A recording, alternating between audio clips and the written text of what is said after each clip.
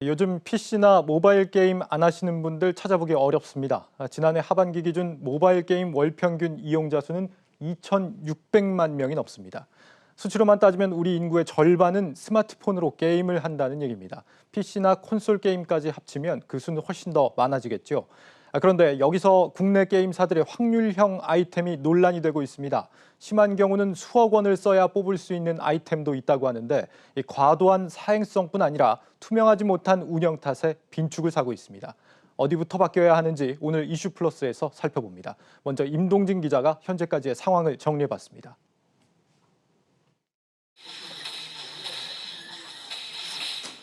네, 게임을 하다 보면 남들보다 더 높은 점수를 얻고 지금보다 더 강해지고 싶은 욕심이 생기는데요. 하지만 실력만으로 치열한 게임 세계에서 앞서 나가는 것은 거의 불가능합니다.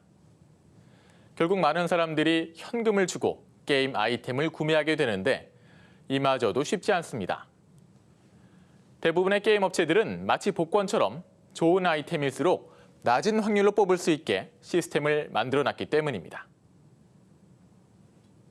여기 한 국내 게임에 등장하는 아이템이 있습니다.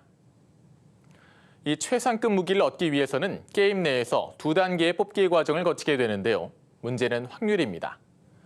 1단계 확률은 공개가 돼 있지만 2단계는 공개되지 않았습니다. 이 말은 곧 이 아이템을 뽑기 위해 얼마나 많은 돈을 써야 할지 알 수 없다는 겁니다. 게임 이용자들 사이에선 해당 무기를 얻으려면 적어도 2억 원 이상을 써야 하는 것으로 알려져 있습니다. 오래전부터 계속된 사행성 비판에 지난 2015년 게임업계는 현금을 사용해 뽑는 아이템의 습득 확률을 자율적으로 공개하기로 했습니다. 하지만 일부 게임사들은 유료와 무료 방식을 혼합하는 방법으로 이를 피했고 확률 조작에 대한 문제까지 불거지면서 이용자들의 불만은 폭발했습니다.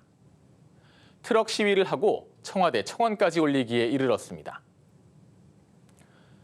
논란이 커지자 정치권에서는 확률형 아이템을 규제하는 법 제정을 추진 중입니다. 이 법안은 아이템 뽑기 확률을 의무적으로 공개해야 한다는 내용을 담고 있는데요. 이에 대해 게임업계는 영업비밀이 공개될 수 있고 게임 산업이 위축될 수 있다며 강하게 반발하고 있어 진통이 불가피할 전망입니다.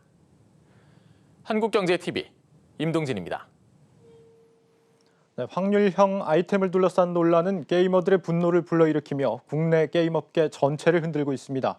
20년 가까이 인기를 누린 장수 게임도 예외는 아닌데 이미 돌아선 민심에 정치권에서 시작된 규제의 칼날을 피하기 어려워 보입니다.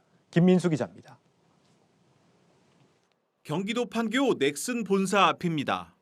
올해로 18주년을 맞은 장수 게임 메이플 스토리 게이머들이 넥슨이 아이템 확률을 조작했다며 시위에 나섰습니다. 넥슨 측이 사과하고 뒤늦게 확률을 공개하겠다고 나섰지만 게이머들의 분노는 가라앉지 않고 있습니다. 운영진이 확률에 개입할 수 있다는 게 밝혀지면서 게임 소비자에 대한 완벽한 기망 행위가 아닌가 하는 생각이 들고, 하물며 그 카지노도 확률을 명확하게 공개하는 데 반해 게임사가 비공개한다는 건 최소한의 책임감도 없는 행동이 아닌가 합니다. 게이머들의 분노가 사실상 모든 주요 게임사들을 향하면서 게임사들이 많은 판교에는 트럭 주의보가 뜰 정도입니다. 그 기저에는 확률형 아이템이라는 한국 게임 산업의 핵심 수익 모델에 대한 불만이 자리 잡고 있습니다. 그동안 우리 게임업계는 자율 규제를 통해 스스로 확률을 공개하면서도 이를 비껴가는 꼼수로 게이머들의 신뢰를 잃었습니다. 특히 게임 산업의 중심이 모바일로 옮겨오면서 복잡한 단계를 거치는 확률형 아이템을 만들어 치밀하게 돈을 더 쓰게 만드는 구조를 완성했습니다. 아이템이 나오는 박스, 상자는 무료로 나옵니다. 이거는 무료 아이템이니까 문제가 없을 것 같은데 이 상자를 여는 데 필요한 열쇠는 돈을 받고 팝니다. 이런 식으로 법은 빠져나갈 수 있으면서 실제로 유저가 원하는 것을 얻기 위해서 이제 돈을 지불해야 되는 이런 형태들, 무상과 유상이 교묘하게 결합된. 국내를 대표하는 NC소프트와 넥슨, 넷마블 등 게임 3사는 지난해 8조 원이 넘는 매출을 올렸습니다. 게이머들의 분노 속에 배를 불린 게임사들에 대한 비판이 커지자 이제 국회가 움직이고 있습니다. 확률형 아이템을 법적으로 정의해 확률 공개를 의무화하는 내용의 법안이 추진되고 있습니다. 한계가 명확합니다. 안 하면 그만입니다. 지난 10년간 충분히 많은 기회를 줘서나 이용자들의 불만만 더욱더 커지고 있습니다. 이제는 자의별로는 안 되고 규제로 해결을 할 수밖에 없는 그러한 상황에 와 있습니다. 한 발 더 나아가 국민의힘 하태경 의원은 대국민 사기가 드러나고 있다며 공정위에 조사를 의뢰하겠다고 나서기도 했습니다. 게임업계는 반발하고 있습니다. 국내 게임사들의 경쟁력을 해칠 수 있다는 우려의 목소리가 나옵니다. 그동안 확률형 아이템에 대한 규제 움직임이 있을 때마다 게임업계가 반복해오던 주장입니다. 게임에 대한 인식이 좋지 못하다 보니까 아직까지 게임이 학업을 방해하는 관리 대상이라는 인식이 남아 있는 것도 사실이고요. 그래서 규제 법안이 이렇게 시작되었다고 생각합니다. 24시간 전 세계 게임 유저를 대상으로 하는 무한 경쟁에서 이 법으로 인해서 우리가 뒤처질 수 있다는 우려도. 지금 게임업계는 규제를 하려면 법을 통해 규제를 하는 대상과 범위가 무엇인지 명확하게 규정해 줄 것을 요구하고 있습니다. 하지만 게이머들은 게임사들이 또 다른 꼼수를 만들어 법망을 빠져나가지 못하도록 확률형 아이템 전반에 대한 포괄적인 규제를 해주길 바라고 있습니다. 한국경제TV 김민수입니다. 네, 국내 게임사들의 확률형 아이템 문제를 가볍게 바라봐서는 안 된다는 지적들이 있습니다. 국내 게임 산업 전반의 성장 잠재력이 크게 악화되고 있는 신호로도 볼 수 있다는 겁니다. 취재 기자와 함께 좀 더 자세히 이야기 나눠봅니다. 산업부 양현주 기자 나와 있습니다. 양 기자, 이 넥슨 앞에서 게이머들이 트럭 시위가 있었는데 직접 다녀왔다고요? 네, 제가 얼마 전 메이플 시위 현장에 다녀왔는데요. 이 앞서 리포트에서 보신 것처럼 이 시위대나 구호 없이 트럭 한 대가 본사 앞에 서 있었습니다. 네. 다소 단촐해 보이지만 트럭 시위 한 번에 수백만 원이 필요하다는 사실 알고 계십니까? 그렇습니까? 네. 수백만 원이요? 네, 예. 그럼에도 이 유저들이 커뮤니티를 통해 자발적으로 모금을 이어가고 있다는 점을 주목해 볼 만합니다. 그만큼 게임 업계에 대한 유저들의 불신이 높아지고 있다는 건데요. 예. 유저들이 이토록 분노한 이유는 결론부터 말하자면 게임 업계가 공정거래 원칙을 깼기 때문입니다. 이 유저들이 수많은 시간과 돈을 들여서 아이템을 업그레이드 하는데 이 제대로 된 정보가 제공되지 않고 얼마만큼의 돈을 써야 하는지 감조차 잡을 수 없다면 이는 도박이나 마찬가지라는 겁니다.